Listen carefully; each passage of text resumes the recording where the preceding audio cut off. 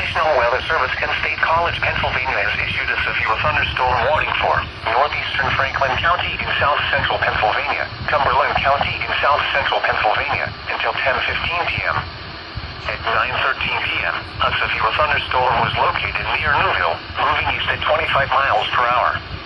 Hazard, 60 miles per hour wind gusts and quarter-size hail. Source, radar indicated. Impact, hail damage to vehicles is expected. Expect wind damage to trees, roofs, and siding. Carlisle, Harrisburg, Plainfield, Mount Holly Springs, Newville, Furnace, Roxbury, Walnut Bottom, Penn State Dickinson School of Law, and Shippensburg University.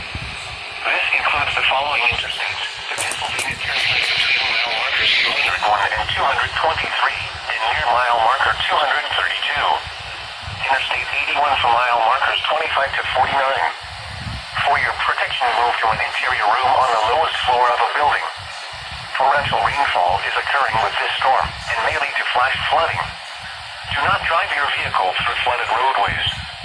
Repeating, a severe thunderstorm warning has been issued until 10:15 p.m. for the following counties: Cumberland and Franklin.